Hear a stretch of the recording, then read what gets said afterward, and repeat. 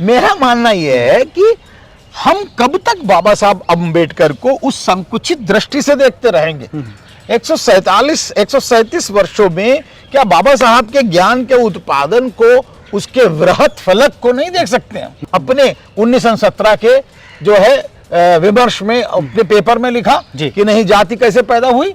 जाति ऐसे नहीं पैदा हुई है जैसा कि आप बता रहे हो। जाति तो जो है एक्सपोजिशन, इम्पोजिशन ऑफ इंडोगमी और एक्सोगमी, ऐसे हुई पैदा, है ना। और उसमें कहा कि एक जर्मन फिलोसोफर है गैब्रियल टाडे, वो कहता है कि किस तरह अनुसरण करते हैं लोग एक दूसरे को देख करके, नकल करते हैं, नकल करने के कारण जो है स्प्रेड हुई जी। तो क्या हम जब हम जाति का विमर्श कर रहे हैं तो उसमें क्या कटाक्ष, उसमें कोई अवहेलना या उसके अंदर अनादर, उसके अंदर जिसे उल्हाना जो भरी हुई है, क्या उस पर डिस्कशन करते हैं?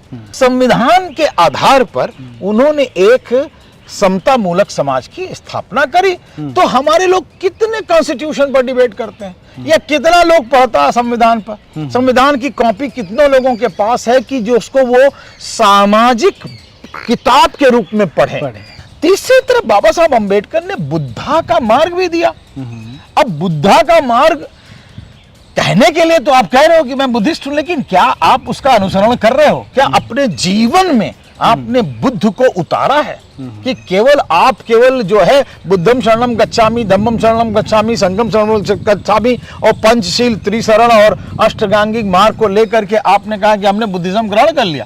हम कहीं ना कहीं कभी ना कभी बाइनरी में, सेक्युलरिज्म कम्युनिज्म की बाइनरी में, और जिसे कहना चाहिए फैसिज्म और कम्युनिज्म की बाइनरी में, इसी में फंसे रहते हैं। हम अपने इस सामाजिक आंदोलन को क्यों नहीं चढ़ा रहे हैं आगे?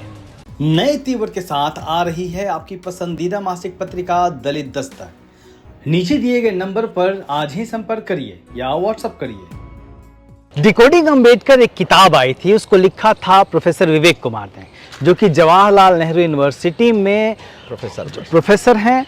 और उस किताब में कई नई चीज़ें निकल के सामने आई थी, और एक जो उसका कंक्लूजन था उसमें एक अहम बात उठाई गई थी कि क्या जो वंचित तबका है, SC ST समाज है, उसको जाति के विमर्श में ही फंसा रहना चाहिए या फिर उससे निकल के कुछ नया सोचना चाहिए? क्यों निकलना जरूरी है जाति के विमर्श से, और उससे क्या बदलेगा? हमारे साथ हैं डिकोडिंग अम्बेडकर के लेखक और JNU के प्रोफेसर विवेक कुमार सर, जब भी बाबा साहब का जिक्र होता है, रिजर्वेशन पे बात होती है, कास्ट डिस्क्रिमिनेशन पे बात होती है, एनहेरिटेंस ऑफ कास्ट पे बात होती है, घूम फिर के मतलब जितनी बातें होती हैं 60-70% बातों का जो केंद्र होता है वो कास्ट होता है। आपको क्यों लगता है कि अब थोड़ा सा आगे देखने की ज़रूरत है, इससे निकलने की ज़रूरत है? देखिए अशोक जी, सबसे पहले तो मुझे लगता है कि 137वां जन्म दिवस मनाने जा रहे हैं हम लोग, एनिवर्सरी बाबा साहब अम्बेडकर की। और सबसे बड़ी बात है कि जो हम मना रहे हैं तो हम कैसे मनाएंगे?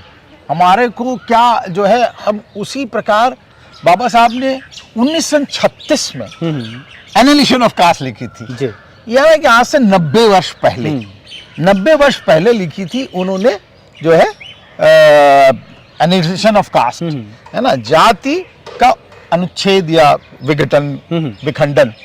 और आपको पता होगा कि 1917 में उन्होंने पहले लिखा था एक आर्टिकल जो था जातिवाद या जाति की उत्पत्ति एवं विकास, कास्ट जेनेसिस मैकेनिज्म, 1917, यानी कि 110 वर्ष पहले उन्होंने जाति की उत्पत्ति लिख दी थी।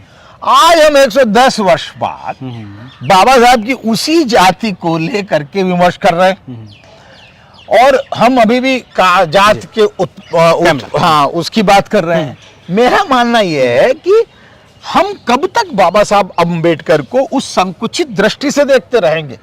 137 वर्षों में क्या बाबा साहब के ज्ञान के उत्पादन को, उसके वृहत फलक को नहीं देख सकते हैं? उसके अंदर राष्ट्र निर्माण लिखा उन्होंने, जिसे कहना चाहिए कि राष्ट्र निर्माण के साथ साथ पाश्चात्य देश में, वेस्टर्न सोसाइटी में कैसे प्रजातांत्रिक मूल्यों का ह्रास हुआ, स्पेन में, है ना, जर्मनी में, फ्रांस में, इटली में कैसे प्रजातंत्र गिरा, ये इसकी भर्त्सना करी।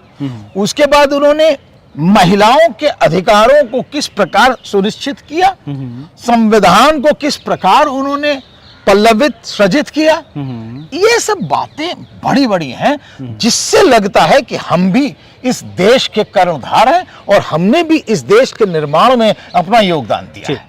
वरना क्या है कि आप कहेंगे जाति तोड़ो, जाति तोड़ो, जाति है, एंटी कास्ट मूवमेंट चलाओ, है ना, उससे बाबा साहब के विमर्श को हम कहीं ना कहीं संकुचित करते हैं। लेकिन सर जाति तो है ना, और देश की तकरीबन 70% आबादी कहीं ना कहीं किसी ना किसी रूप में फेस करती है उसको। तो जब जाति है, हाँ। और जब बाबा साहब ने एनिहिलेशन ऑफ कास्ट की बात कही है, तो जब जाति है समाज के भीतर तो उस पर बात होगी तो बाबा साहब का जिक्र होगा ही। जी, अब आप मुझे बताइए कि जाति कैसे पढ़ाई जाती है। जाति है लेकिन पढ़ाई कैसे जाती है?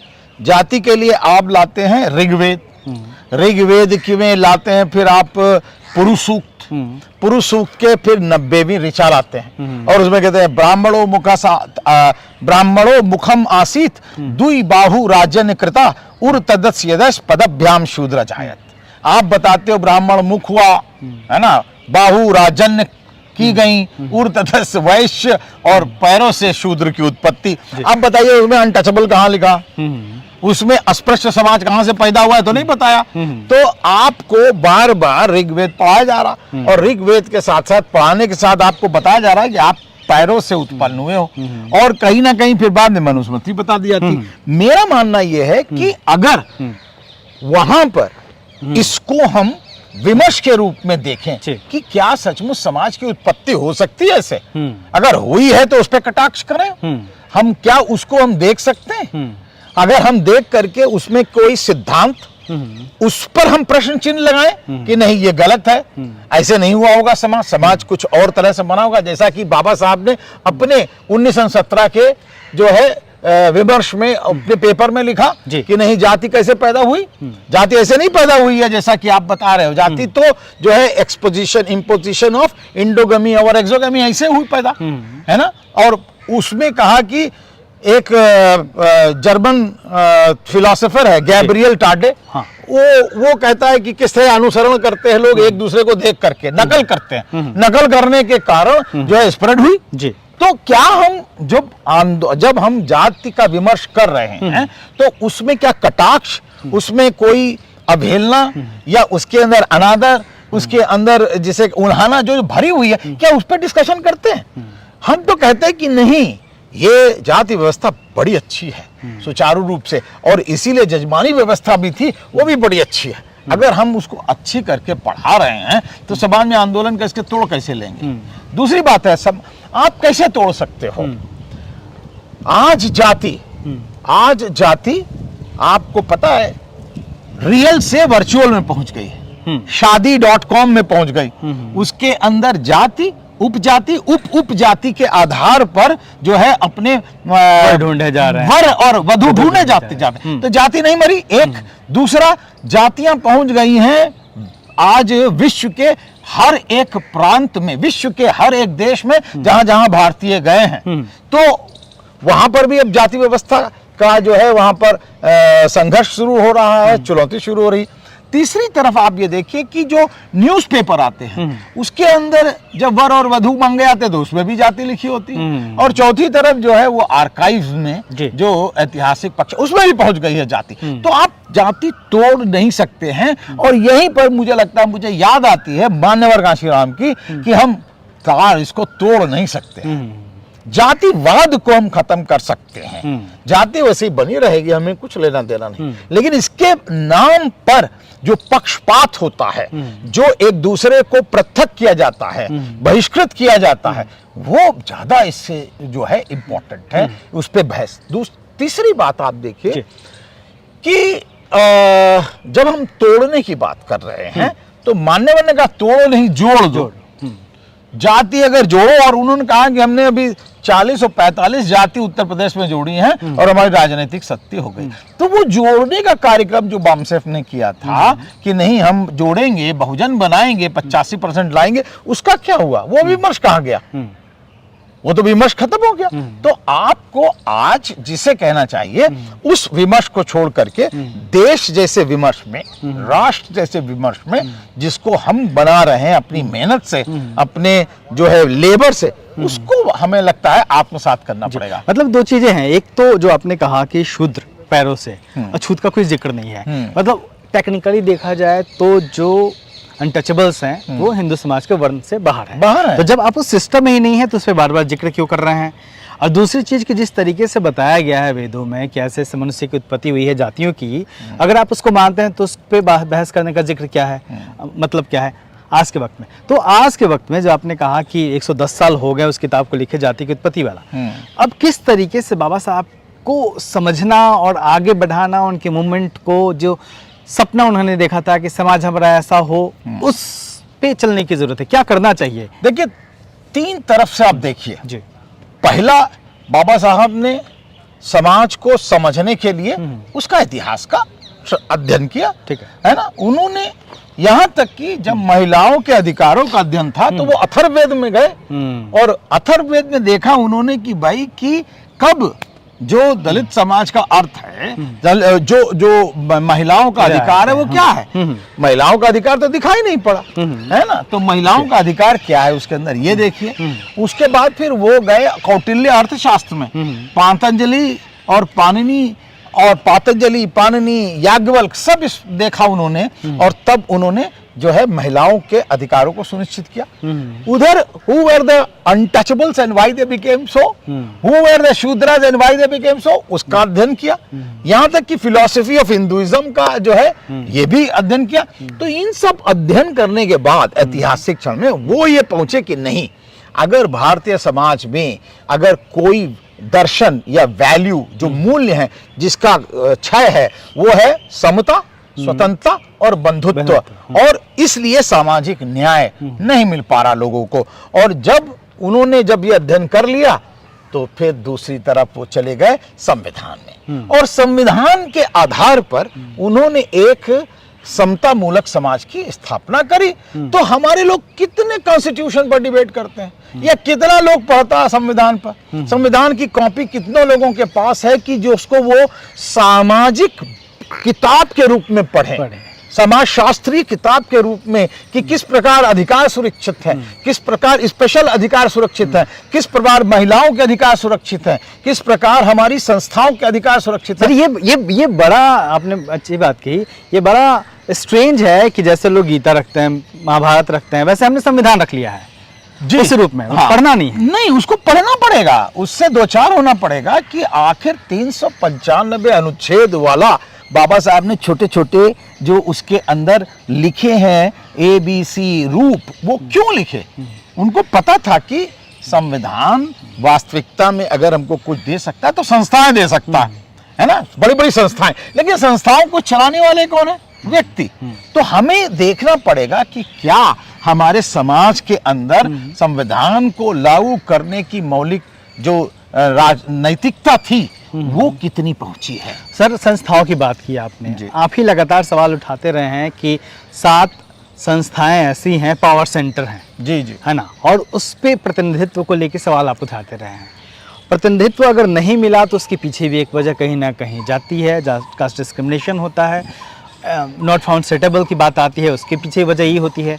तो उन संस्थाओं पे जब तक प्रतिनिधित्व नहीं मिलता है तब तक जाति का सवाल पीछे कैसे छूट जाएगा? नहीं, और आज के वक्त में हम क्या करें कि उन पे अधिकार तो चाहिए ना, आपको जितनी जनसंख्या है, आपका जितना हक है उतना तो चाहिए, जो संविधान नहीं दिया, आप संविधान की बात कर रहे हैं। जी नहीं, मेरा मानना क्या है कि देखिए, संविधान में हमें अधिकार मिला, ठीक है, और संविधान के अंदर ही हमको संस्थाएं मिली। जी, अब हमारा समाज है, समाज के अंदर हमारी पॉपुलेशन है, यानी कि जनसंख्या है। अब ये जो जनसंख्या जितने अनुपात में है, उसी अनुपात में उन संस्थाओं में जो है हमको मिलनी चाहिए, उसका प्रतिनिधित्व मिलना चाहिए।